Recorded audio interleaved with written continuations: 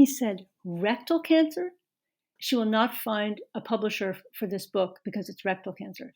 And I remember Jill calling me and telling me this, and I just remember responding, well, but rectal cancer is what I had. Welcome to Daring to Tell, the podcast where memoir writers read their true stories of personal daring. Then we talk about writing and life. I'm Michelle Rado. I never did see nothing like that. I never did dream nothing like that. When I turned 6, I got the best birthday present ever. It was a tape recorder.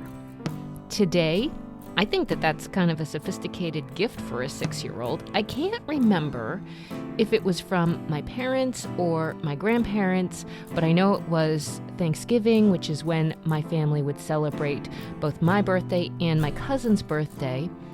It was a big, clunky, black, rectangular, tall device with buttons on the top and a cassette player that would pop out on the front. It had a radio on the side and a separate plug to plug in the microphone. That Thanksgiving, I walked around with my new contraption and interviewed every member of my family, what they were doing, what they were going to have for dinner.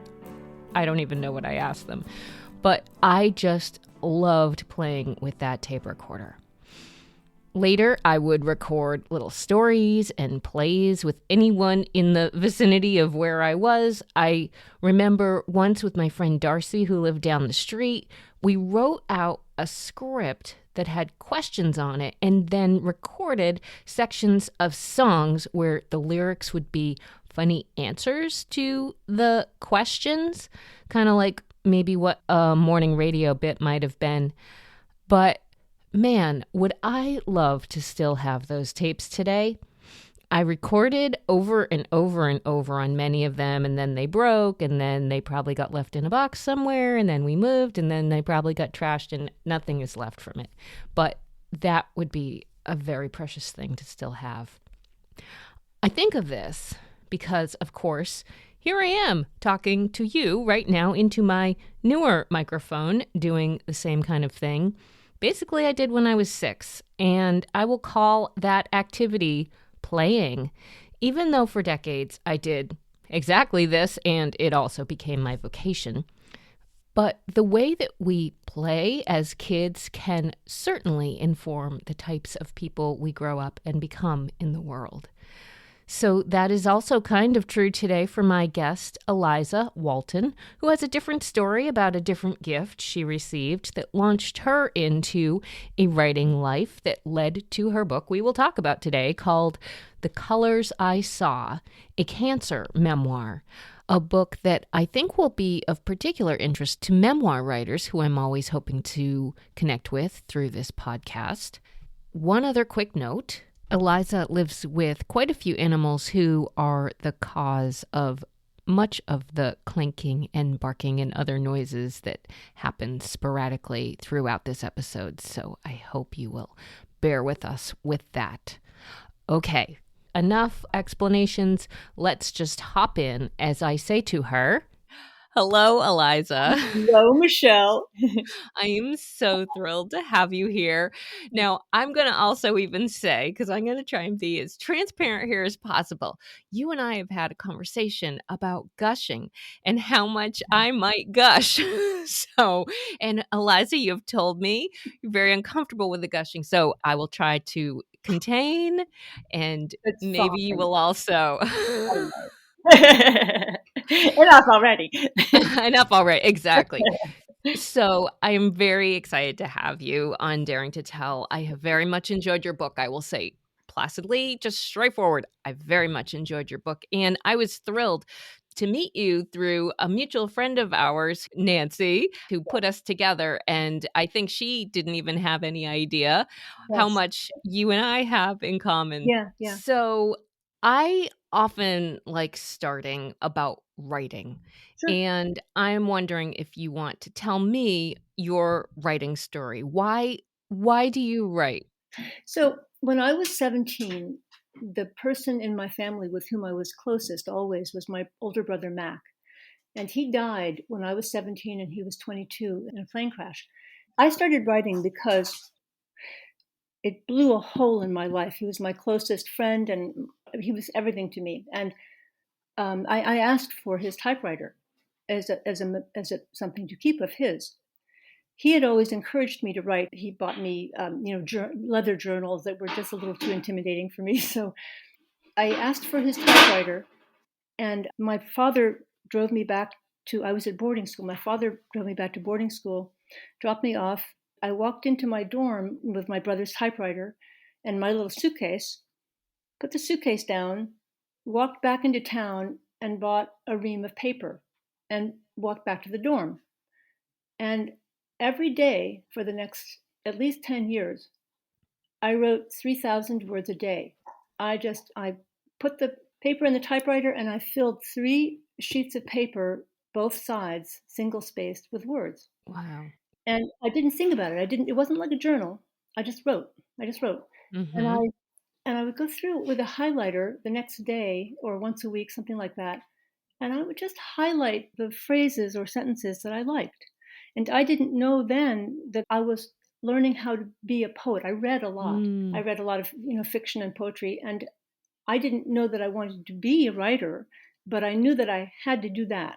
It was something I did for myself and probably also for my brother. Mm-hmm. But by the time I got to college, I'd already been writing a lot. So you were at boarding school. I was a senior. I was young for my grade. I was Uh-huh. in the middle of my senior year, and so I was accepted at the school where my brother was attending still when he Oh, died. okay. He was Wow.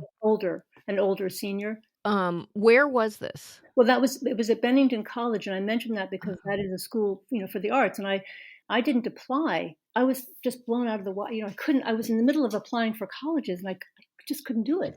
right. And the director of admissions there had met me a couple of times, knew my brother very well, and she just called the person at the boarding school where I was and said, "You don't need to tell Eliza this, but I'm telling you, she has a place at Bennington. I feel like this is a good bet." So that's where I went. So at Bennington, I had a lot of. It was great. It was a perfect place for me in some ways as a writer because that's what I did. Mm-hmm. I just wrote. What did you write in those early days? Mostly poetry, but I kept writing these pages every day.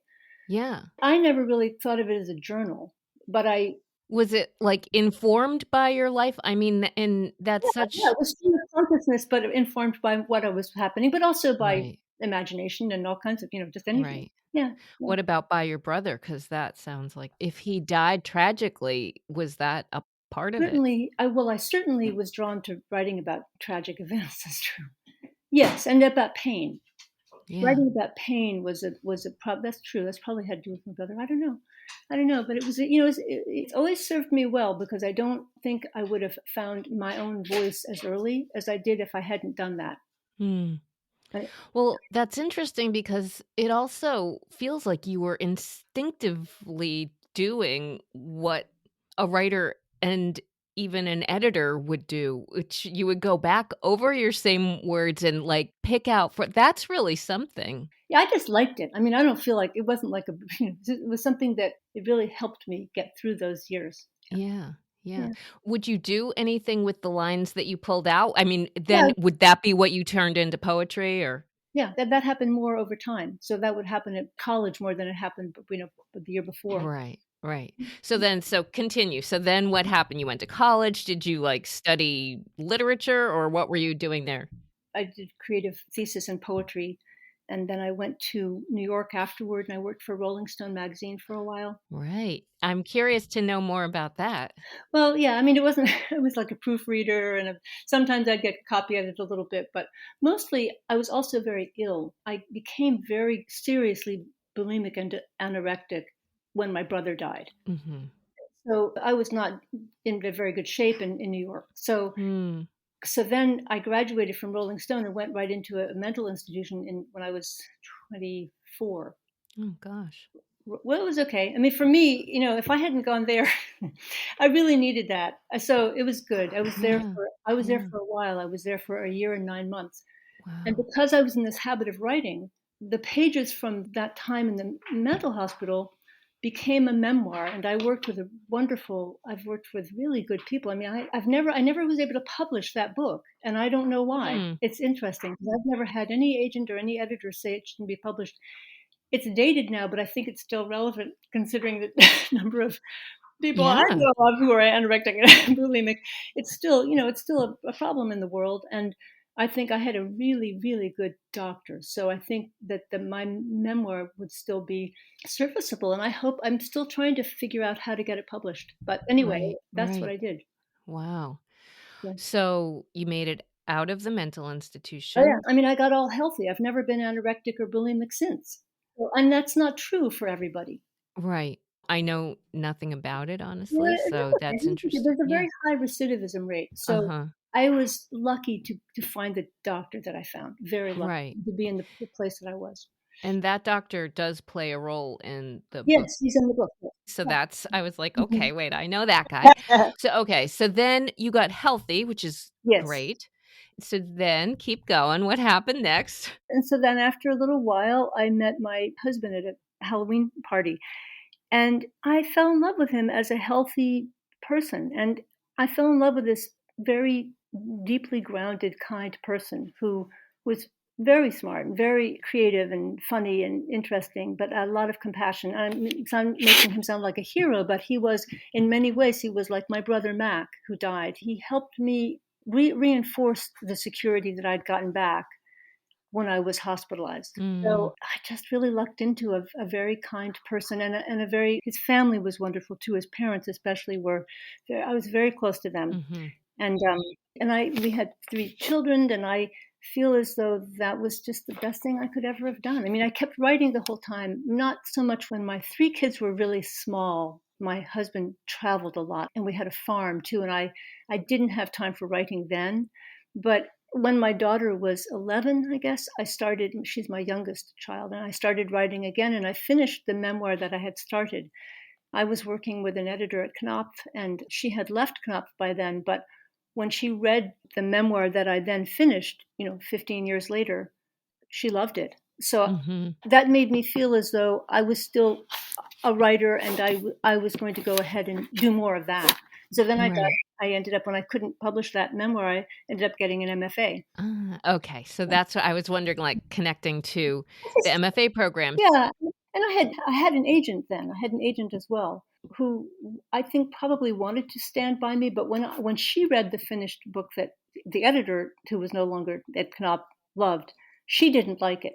Mhm. It was too spare for her, Mm. and so I didn't want to change it into a different book. That was my book. So I started looking for another agent, and I just couldn't find one. I mean, I found a few people who were interested. One of them was interested but couldn't find a place for that memoir.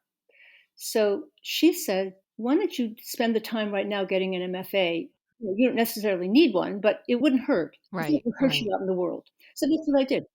So you were working on a novel. You were poetry writer. You had written a memoir that just kind of wasn't getting traction Right, anywhere, but it existed. Because I was thinking as I read this, I got to know you as someone who was working in fiction and was fully immersed in that, I'll just say, by right, the time that cancer right. steps into your life. Yeah. So it seems to me that you seemed a little reluctant about writing memoir when you start your memoir. So It was that's, too I much. guess I'm kind of like, what were your concerns about memoir while you were working in fiction or with the genesis of this book? Well, I wrote half of this book as fiction when I was getting my MFA, and that became my thesis. It wasn't the finished thesis, but that was okay. It had to be a certain number of pages. So I had 150 pages or whatever it was. And I liked it. I liked it as a novel. I liked the story as a novel. So I kept writing it as a novel, and I finished it, and I sent it off to agents. And also, one of the very wonderful men, Scott Wolven, who was teaching then at the MFA program, we met the last day after I graduated. We just met by chance. He and I liked each other, and he said, "Will you send me what you're working on?" And he said, this should be published. So, let's try to get, or no, I didn't have it finished then. He thought the memoir that I already had should be. So he tried to help me get that published, and he didn't have any more success. But then he said, keep sending me drafts of the novel you're working on about rectal cancer. I didn't start out writing about rectal cancer, but midway through the degree program, I was diagnosed and I couldn't write about anything else. It just took over my imagination. So I used what I had already started, the work that I was already started, and I folded rectal cancer into that, a character, me. I folded me into it. So I was writing a memoir as fiction. So then that became a novel that was very long, and also it is very hard to get fiction published about cancer. That's what I kept being told by agents who liked my writing, but not the book as fiction. So I decided that I think it was a very good publisher, I think in Boston. I can't remember who it is now. But anyway, they had a contest for an unpublished work of nonfiction. And I thought, well, this is based on nonfiction, on myself. So I just turned the first 100 and something pages into nonfiction. And I didn't win that, but I thought, well, why don't I try to send this early part to various agents and see if that gets any more traction? And it did.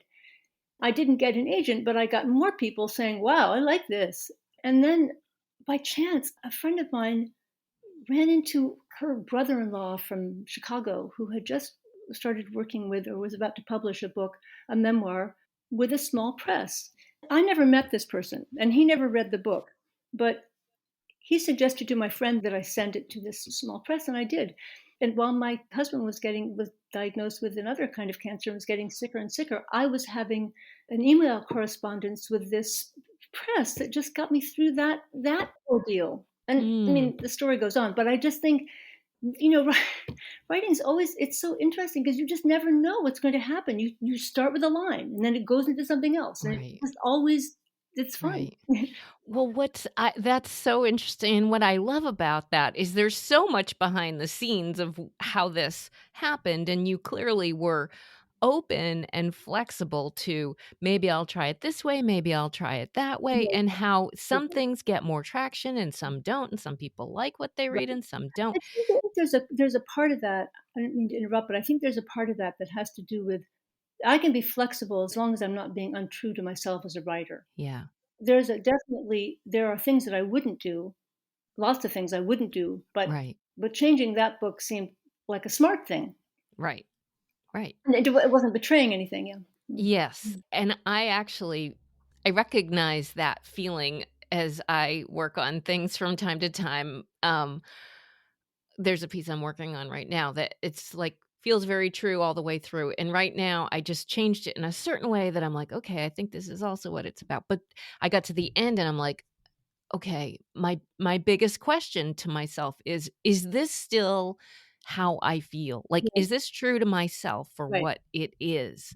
So I like hearing you say that because there is the creativity of like, maybe this is something else. And it morphs along with us, I think, as we morph. And you did a lot of morphing over the course of this book. And the way the writing interplays with you is what I find absolutely compelling about this. So I guess my other question is, what were your concerns about writing a memoir about cancer and writing a memoir about rectal cancer?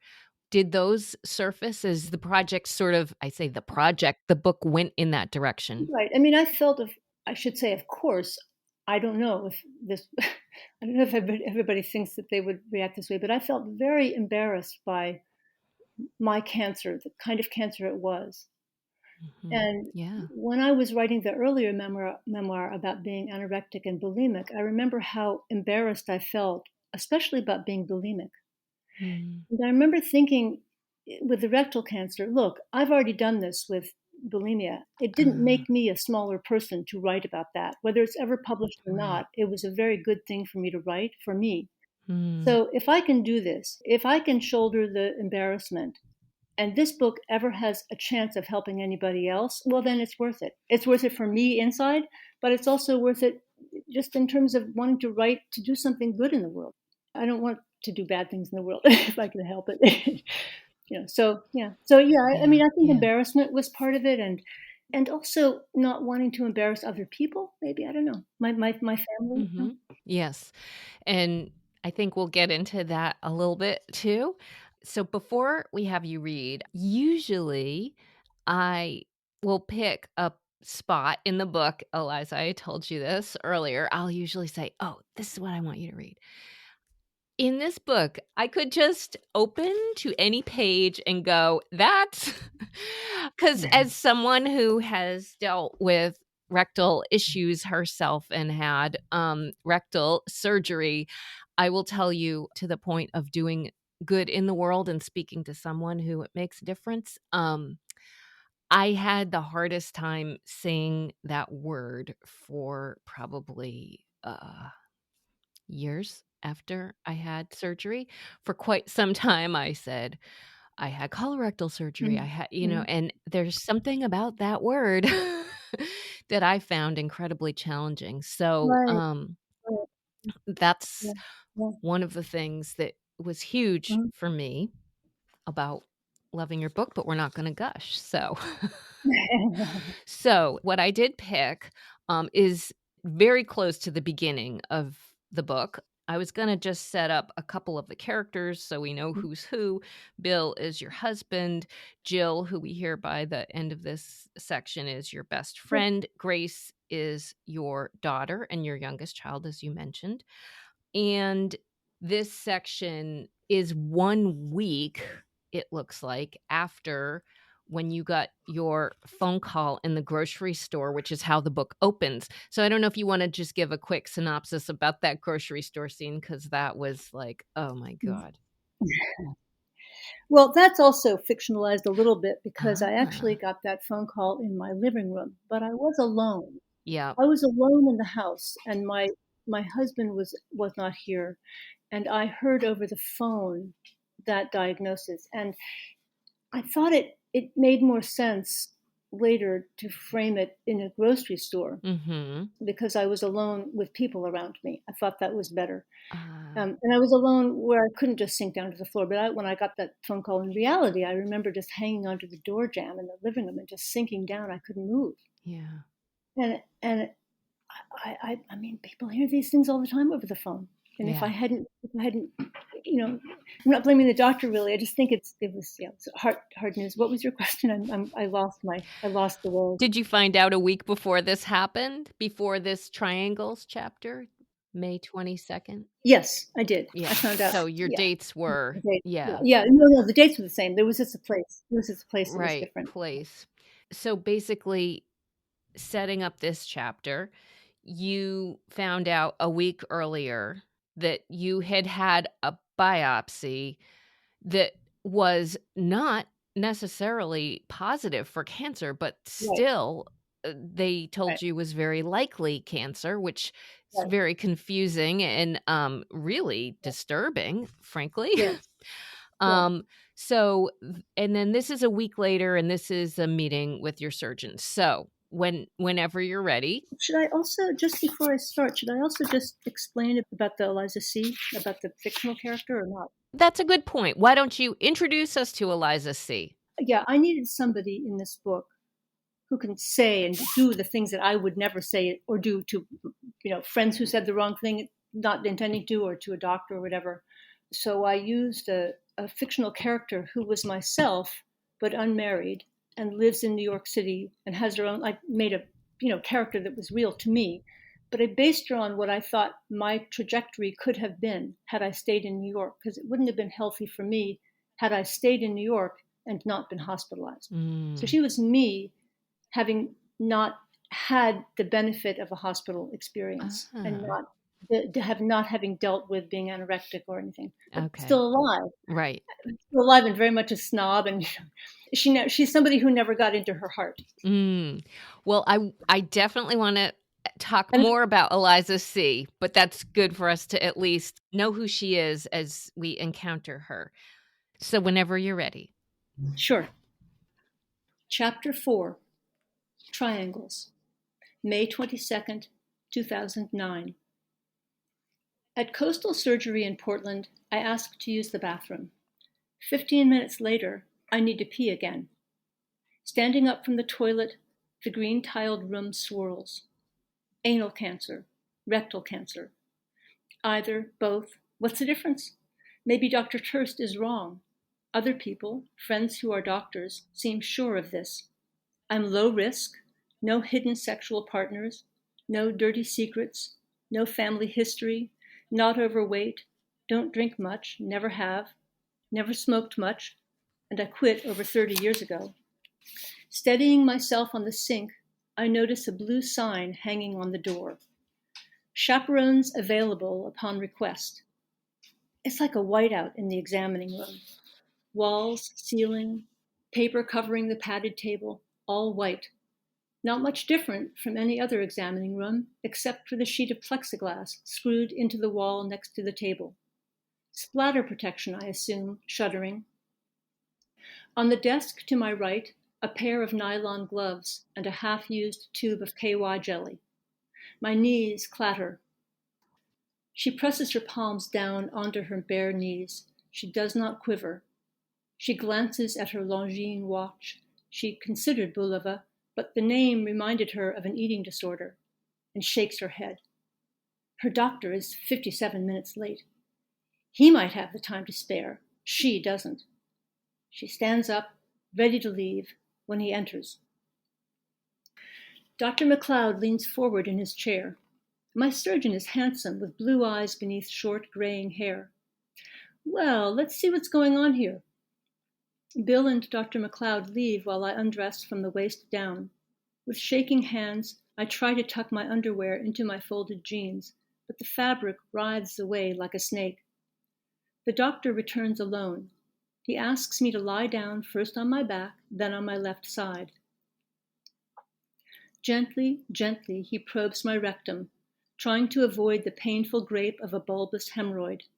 I wince, then try to lie still, to relax. He uses a scope, apologizing for the discomfort. I grab the vinyl mattress, holding onto the cushion as if it will keep me from drowning.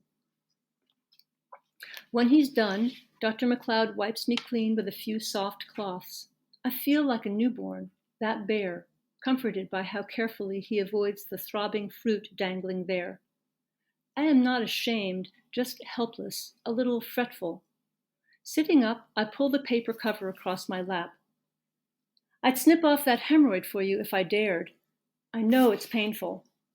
With the cancer so close, though, I can't. We don't want to cross the lines. From then on, I hear only one word, cancer, cancer, cancer, caroms off the hard walls inside my head. Cancer like a club, colostomy like a boot, swipe at my head. I see stunned cattle at the meat yards, slaughtered baby seals, blood on their white fur, blood on the stark white snow. Standing up after Dr. McLeod leaves, the room swirls again. I reach out for my jumbled blue jeans. When my undies tumble out of the denim folds, my embarrassment flowers like those balled-up hipsters spread out on the dark gray floor. By the time the doctor returns with Bill, I'm all socked and shoed, perched forward in my chair because it hurts to sit. Bill reaches over to pat my shoulder, my knee, my hand. I remember his promise.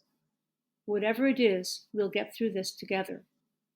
I want to stay tucked inside the envelope he's slit open for me. Probably T2 or T3, if we can, definite permanent colostomy, says Dr. McLeod. Percentages are good, T3 60, T2 85, CT scan if, surgery. He's waiting for me to, what, look up? I do. I want to say something. He won't stop talking. This will be a marathon, not a sprint. Think of it as a steeplechase. You have made a mistake. This is not my life. Mine is much calmer and prettier, has way better colors, turquoise, snow blue, shell pink. I'd like to get back to my life now, please.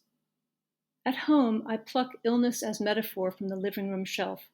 This feels both punitive and brave, and stupid. I don't want to beg, shuddering on our bed that night.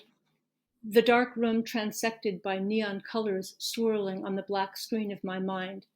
Triangles of bright green and yellow form and expand, fade to subtler hues. My own elephants on parade sequence from Dumbo. I sense suspicion at work here, a belief that if I want something a lot, if I ask for one particular big item from some intangible force, I will not get it. If I ask for something for someone else, well, then maybe.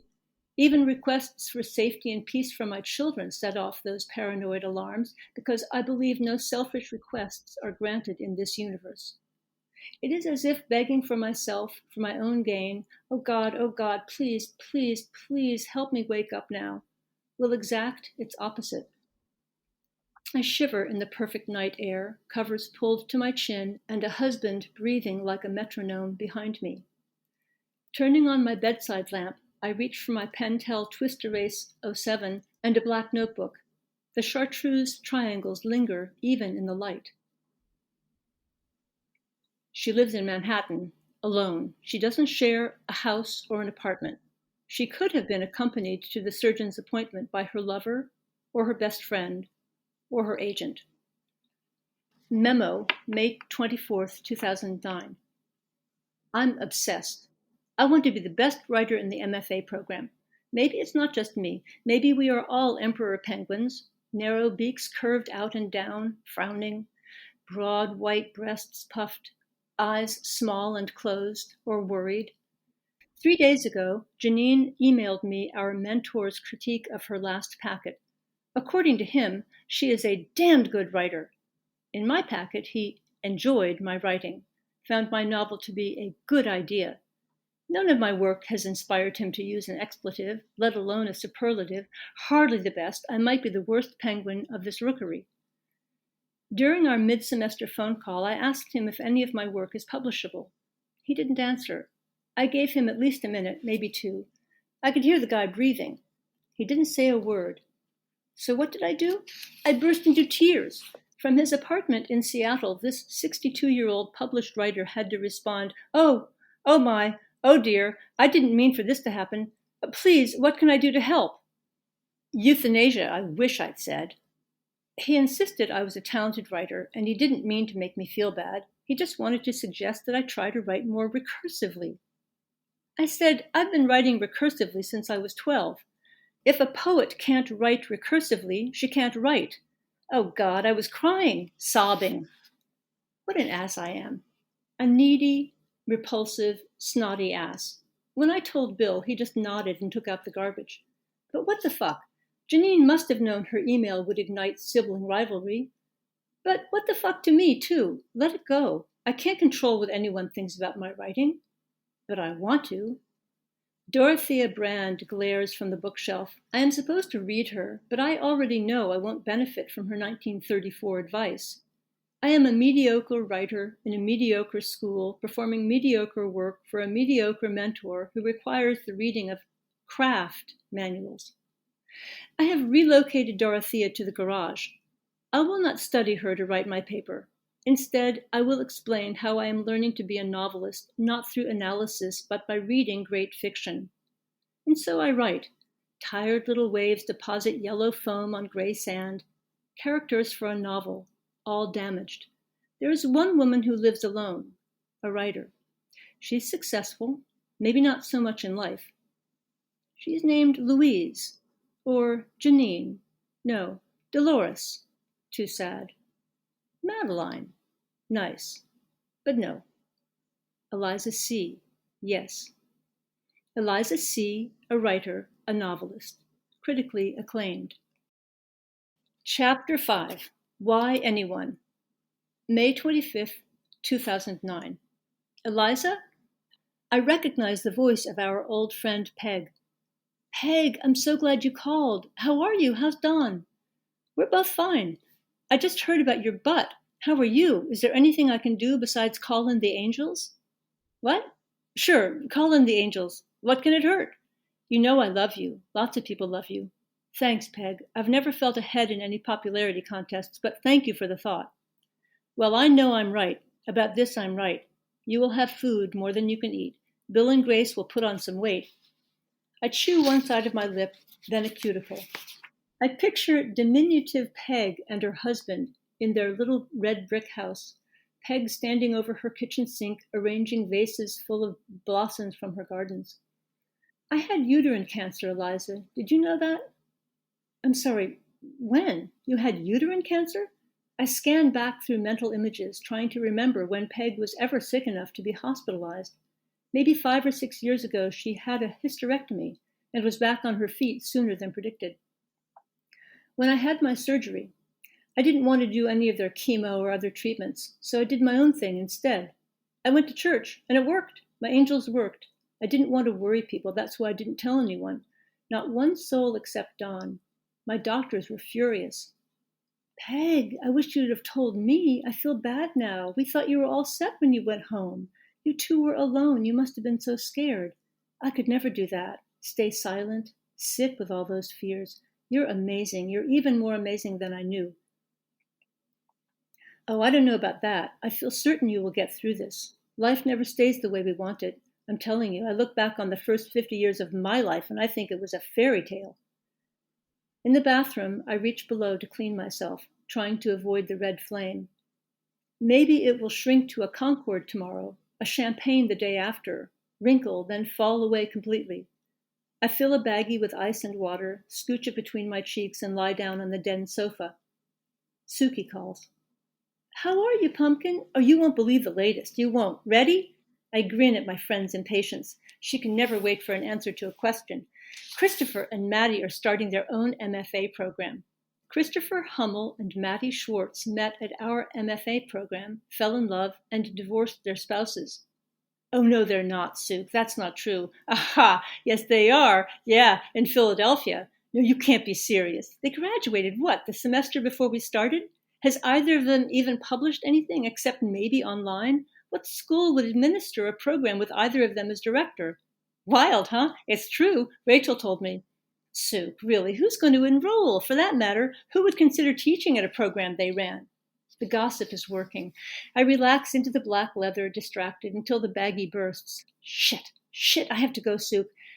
Later, frozen lima beans now soothing the pain, I call my friend back, warn her, if you tell anyone, Who would I tell?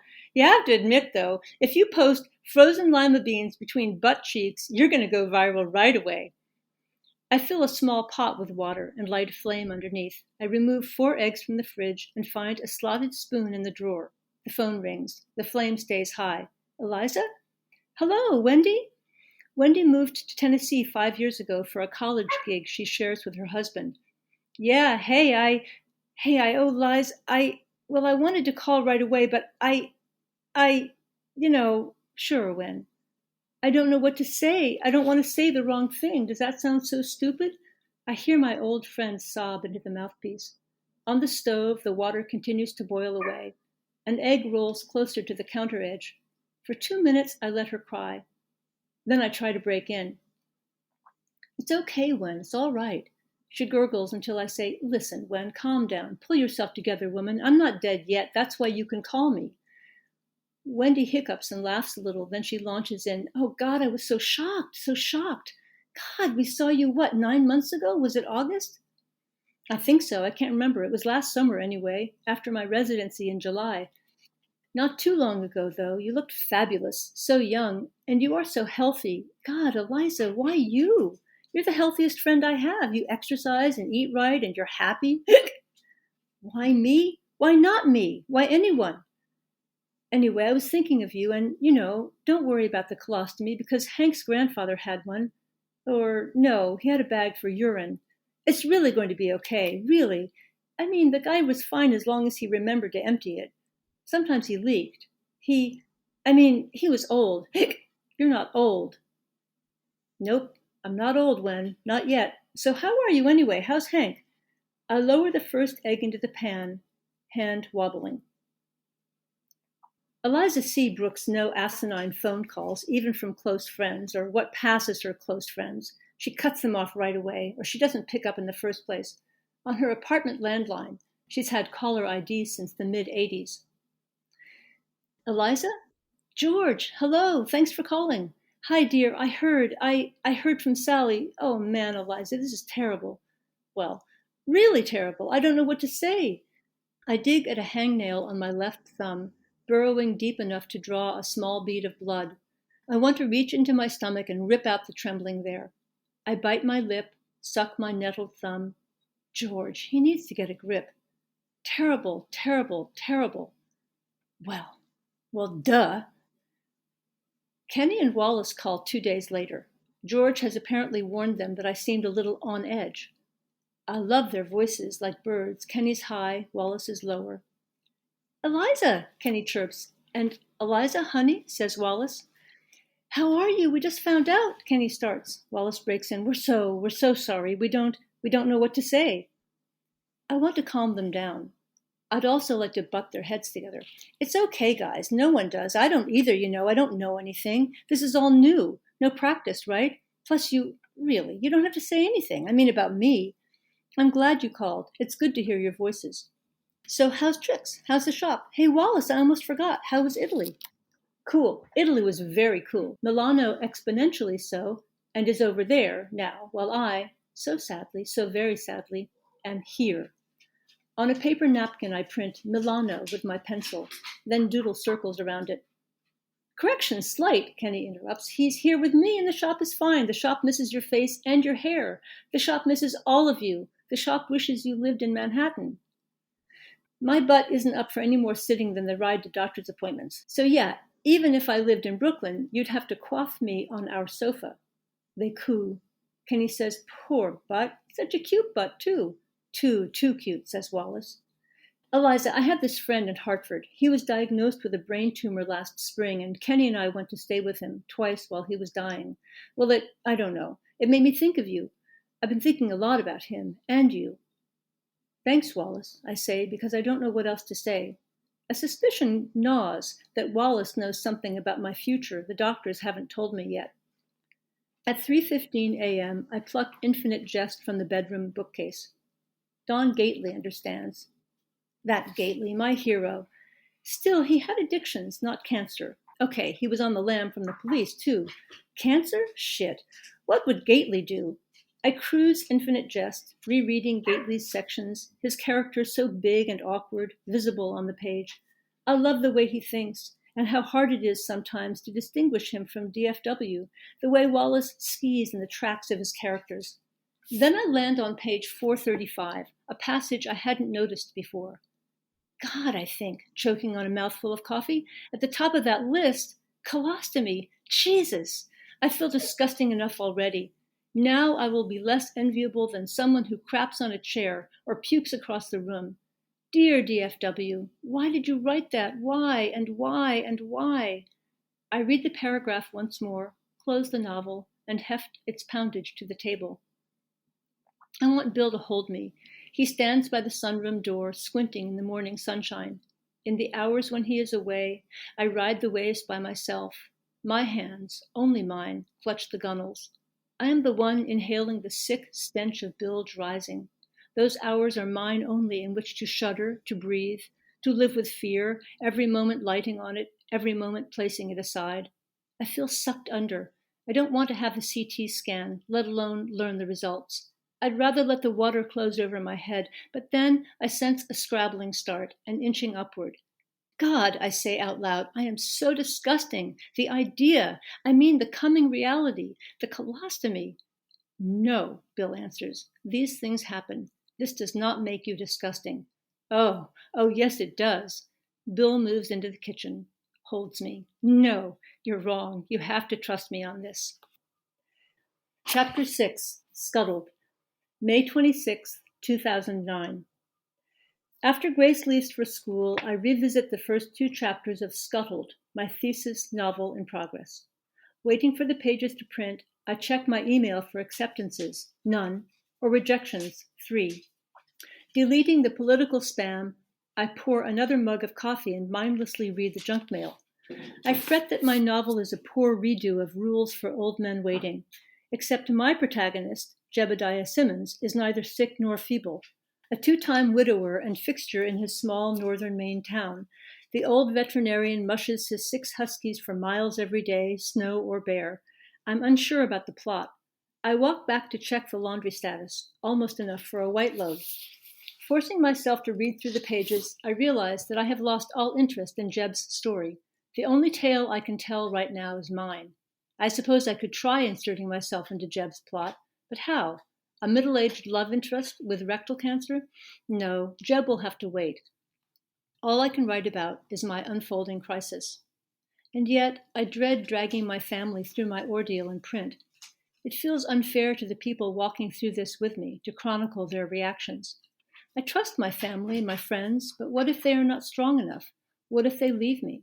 If those are flaws, it isn't my right to expose them. So if I write a memoir, I have to be very careful, because despite the scandals surrounding A Million Little Pieces and 3 Cups of Tea, people still believe that autobiographies are true. No, if I'm going to write my own story, I must leave room for fiction. My challenge, then, how to write a novel that won't threaten those I love or the love of those I love. A novel about a woman who uses fiction as a way to endure an ordeal. A novel about a writer, about me. My protagonist is damaged yet flourishing, a successful 53-year-old novelist diagnosed with rectal cancer. Tall, thin, brown hair with blonde highlights, pale green eyes, or green eyes speckled brown, or hazel. They can be all three, altering over the course of the novel. Julian Barnes suggests it doesn't matter that Emma's eyes change hue. Eliza C lives in Manhattan in an apartment on the south side of 10th Street, between 5th and 6th Avenues. It's a posh neighborhood now, but when she moved there in the early 70s, it was perfect for a struggling young writer, safe and exciting in equal measures. Her best friend Juliet, a painter and professor, lives 5 long blocks east off Broadway. On the phone with Jill later, I explained, it's not just a memoir for sure. I don't want to write that. Plus, I'm not crazy about being memorialized for rectal cancer. And what if people in my life behave badly? Because we all do. You know we do. In those moments, I feel like I'll be criticizing, so indelibly the people closest to me. I'd be pinioned by the truth as I see it. So now it's a novel, right? Yeah, well, I'm basing it on fact. So, fact or all fiction, it's got to be art, too. Is that it? That's it for now, my dear. I wanted to stop there because my last podcast episode I had this whole discussion with a different writer about how writing is mostly invisible. It's an art. We don't see it as it's happening. But then you make writing so entirely visible. The more I read this and read again and looked back, you write about writing, you write about whether it's going to be memoir or a novel, you write about the truth in fiction and the fiction in truth. It's very interwoven in this way that's very seamless, I guess I'll say, because it's hard to see aside from meeting Eliza C. So how did you do it? How did you get to that point? And how did you decide all along? And I do have questions about, the role that your friends and family play. We just heard this really intense section where you get this onslaught of all the kind of calls that you were getting, which are difficult. But I also thought the calls with Jill were very steadily stabilizing. Right. That's clear. So many really dear friends here. I mean, I'm really glad I didn't want to be a journalist because I would have been really bad. I don't think there's much difference.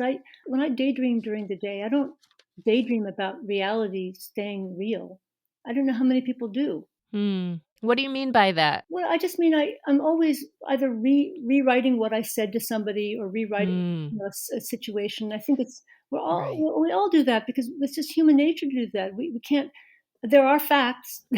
Facts exist, right? But we do. I think we're all trying to figure out how to best make the facts, sort of work for us or something like that. Mm-hmm. I don't think I don't know if it's a writing thing or if it's just, I don't know. Yeah. My editor, I have a good editor. I mean, a lot of people don't like that process, but for me, it's really helpful because I want to be better than I can be. Yeah. So tell me about your editor. For me, it was such a good fit. I respected her and I liked her from the beginning. that founding feeling that I had for her, and I think she for me, created a bond that's very strong so that I did trust her while we were working on this book. And for me, that's very important because I want to be able to give control to her. Mm-hmm. And then if I don't agree with something, then we talk about it. Yeah. She would never try to change my intention or my vocabulary ever. Mm-hmm. I think she's pretty good at knowing what we don't need, what to Mm. cut out, Mm-hmm. and also figuring out what hasn't quite worked yet. In the beginning, when I was expanding the book before compressing it, she would just ask me a question, and then she'd write down my answer. It did two things. It made me feel as though what I said was important to her, Mm-hmm. but it also helped me explain what I meant. I remember once she said, "Well, what does this mean?" And I said, I was defining a vocabulary word." And she said, "No, Eliza, I know what the word means. I mean, what do you mean?" Right. And it's just a wonderful, very good fit. Yeah. So tell me more about Eliza C, because she is She's good. She evolved into what I understood to be an alter ego. right. I love knowing her because you can alter an alter ego to be whatever you need it to be at the moment. And so she's in this book, she does and says the things that I would never have done or said to my doctors or Bill or anybody. And this book turned into the first of a trilogy.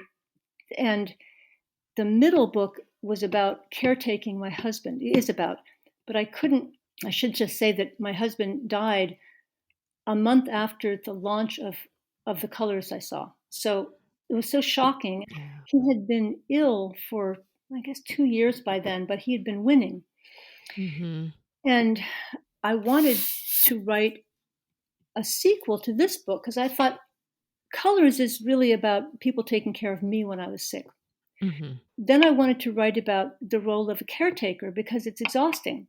And I Mm-hmm. don't read a lot of books that really show the true exhaustion of caretaking. Mm-hmm. So I wanted to write that book. And I also wanted to write about Bill's valiance in the face of his own illness because he was very valiant. So I was taking notes on that book while I was finishing the editing and the last stages of this book. And then when he died, I remember standing in the hospital room saying to my son, "This can't be the end of the book about caretaking." Right. So the next day I called my publisher and said, I'm hoping that I can secure a third book because I don't want this book to end with his death. Right. So she said, of course, that makes sense. So in the first book, Eliza C is this person who is protecting me from other people.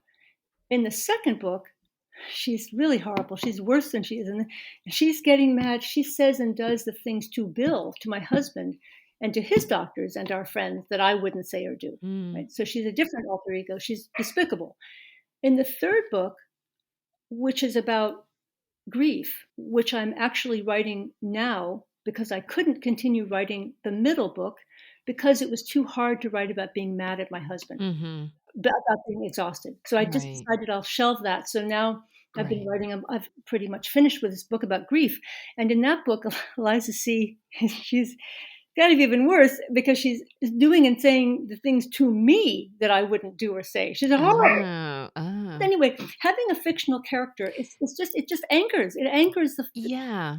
it anchors the fun in it too. That's interesting. So, I mean, that's a lot. And I was curious to know about what you're working on now and next. So those other two in the trilogy that you mentioned are not out yet, but No, you're working on them both right, simultaneously, kind of, or one right. then the other. Yeah, So another thing about The Colors I Saw, we sort of see the birth of Eliza C in the middle of the book, even though we meet her in the beginning of the book. right. So that's quite clever and fun to see. It's like we witness her coming into being. And I guess, did Eliza C, was she your alter ego companion as you were living all of this? Or did it happen after when you were writing it? She came into better focus after. Okay. But during then, I would have a thought to say something that I wouldn't do or say, and I'd write that down. So they were like notes from my alter ego. I didn't know that when I was doing it, but it was fun. And Nancy Sayer, my editor and publisher, she's the person who figured out when to introduce her and how to make a mystery of her more than I understood. I wouldn't have thought of that. Mm-hmm. Also, imagining how, how this horrible character came to be, that was just fun. Then I did that afterwards because I didn't know who she would be. Right. So, first of all, I'm so sorry about Bill's passing. Yeah. And the fact that it happened right as your book was coming out must have It was been. really just a weird, I don't know. And this Yeah. happens. I mean, and then 4 months later, COVID happens, and Right. everybody's having weird things happening. I don't want to dwell on how hard it was for him to die, but I wasn't expecting him to die at all. Yeah. I think other people were, but anyway. So, what did he think of Eliza C? I'm assuming he saw your fully finished. Oh, yeah. He thought she was funny. I mean, he liked the idea. Yeah.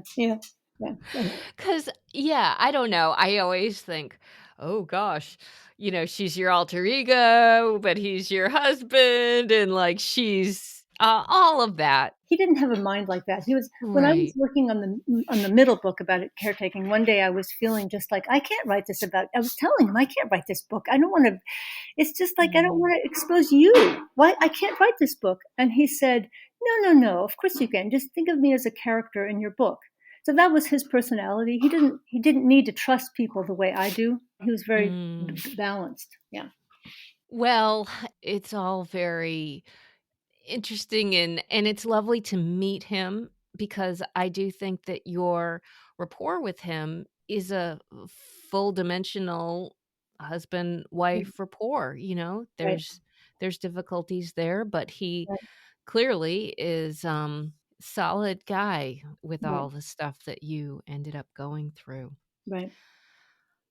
So my classic question, Mm. what was most daring about this book for you? I don't know. That's a stumper.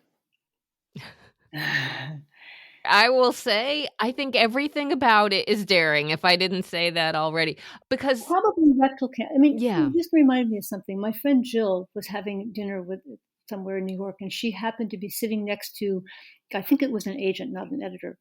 This was when I was trying to find a home for this book, when it was, I think, still a novel. So she was telling him about it. He said, rectal cancer? Can't she find any other kind of cancer? Any other kind of cancer. She will not find a publisher for this book because it's rectal cancer. And I remember Jill calling me and telling me this, and I just remember responding, well, but rectal cancer is what I had. So I don't think of it as daring. I just think of it as real. But I mean, it is true that I don't want to be memorialized for rectal cancer. That's not, and I didn't want to be memorialized for bulimia when I was writing that memoir. I mean, it's not, I just think we're just given what we're given. We're just given what we're given, and we just have to deal with it. So I don't think of it as daring. It's more that piece of being true to yourself. You have to be true to the things that you don't like the most about yourself sometimes. Yeah. And I think it also has to do with bravery in a certain way, and you're absolutely right. Like, this is the thing that I had, and that even goes in keeping with the way friends have reaction, in that section that we heard. Right. I was thinking how it's almost like when they were calling you with these reactions, it's like putting up a mirror that sort of shows you their own insides of their own fears, because I think we can't help but reveal our own insecurities or fears or fear of insensitivity, whatever. It's hard to know what to say, and there you are, just kind of rolling with it all. And that at once is a really hard thing and a really generous thing, because I think that your reaction, again, to me feels very true. Like, well, I haven't been through this either. Like, what can I tell you? I mean, I don't know how many friends you've had, or if you haven't had a good friend who has died, but I lost a very close friend a couple of years ago.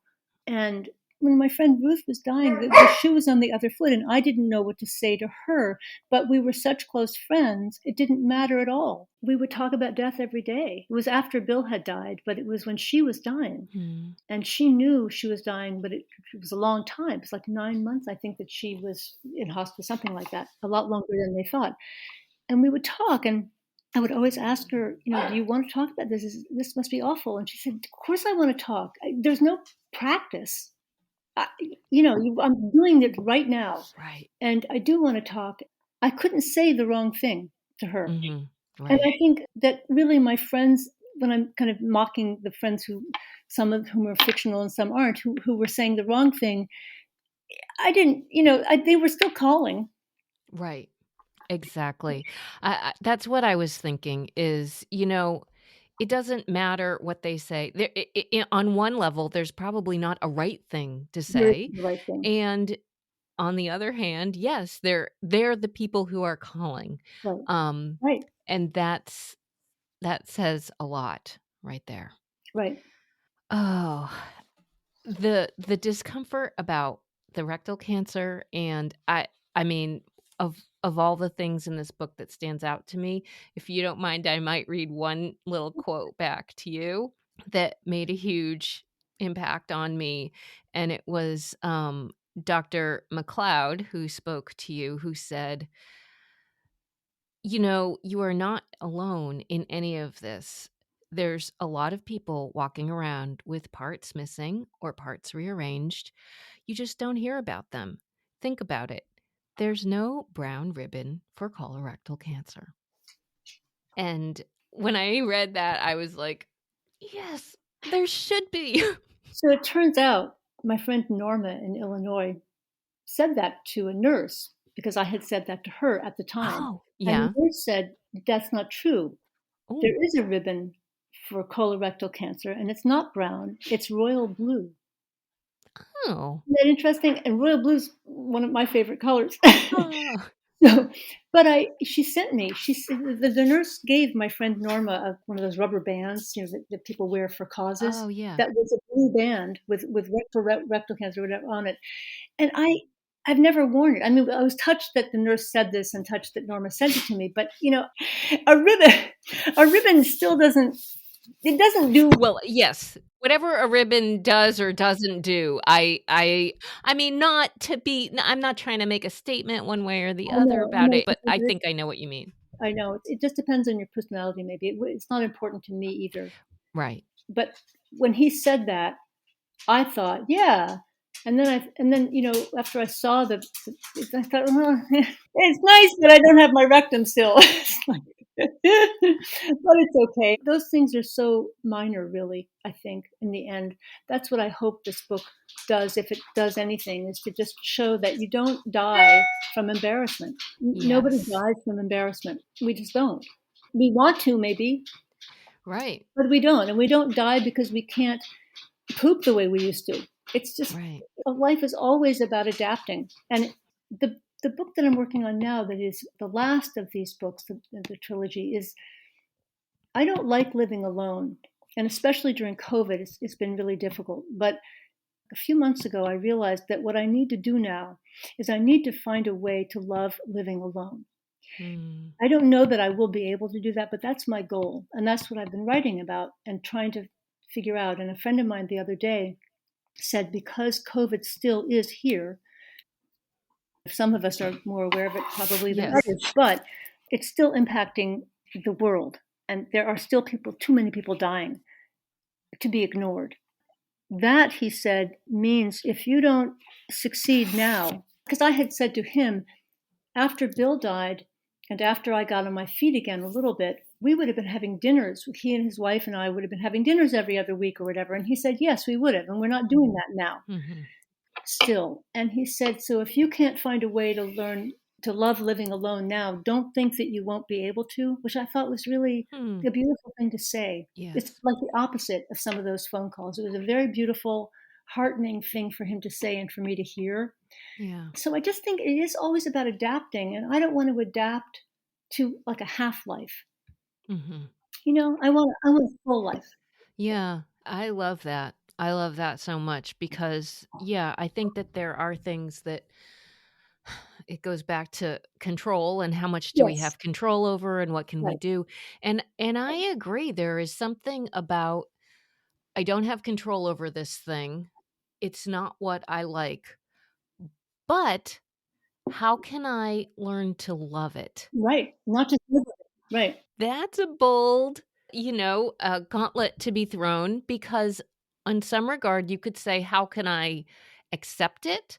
But accepting it is not loving it. no, And loving it right, means loving yourself for all of who you are. right, right. So, yeah. Yeah. Oh, I'll be very curious to read more about that. Good.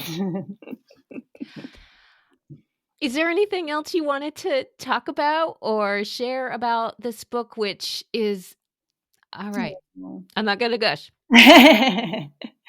No, I'm very glad that I wrote it. It was worth all the risk, you know. Yeah. I'm glad Yeah, you well, wrote it thanks. too. Yeah. Thank you So, very much, Eliza. I love talking with you. I love your book, and I look forward to having other conversations with thanks, you as Michelle. well. It's really been a pleasure. Thanks a lot.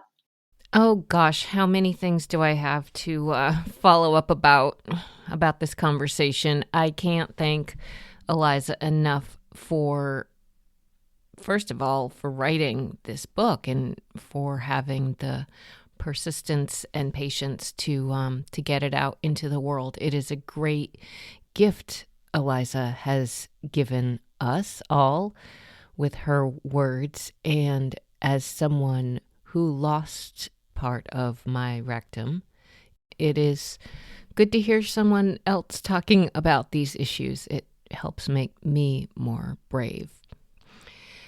The other thing I wanted to mention, the piece that I had mentioned I was working on at the very beginning of our conversation when we were discussing being true to our intention or feeling when we're writing, the piece that I was talking about was my newsletter that I send out to go out once a month with my observations about each podcast.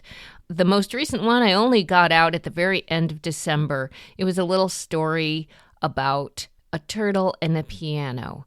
I am going to include the opening of it in the show notes, and if you are curious about reading the rest of it, send me an email. I will send it to you.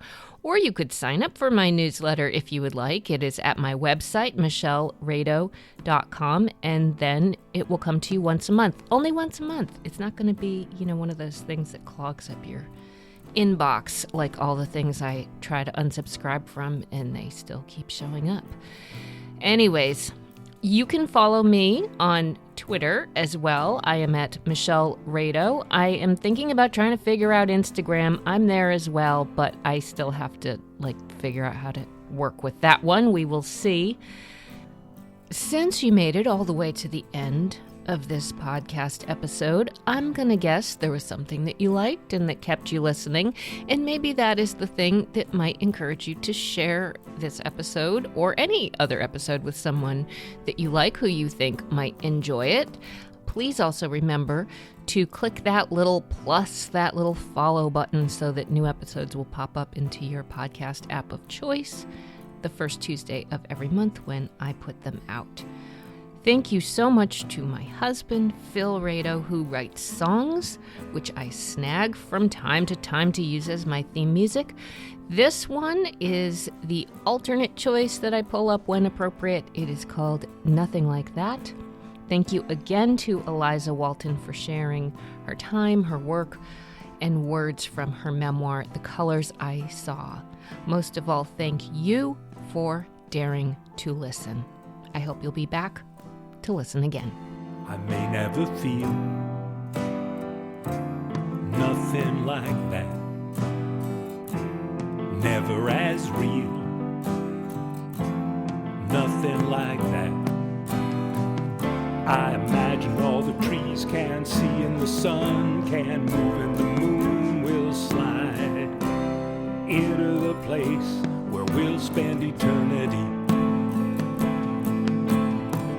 I imagine all the trees can see and the sun can move and the moon will slide into that place where we'll spend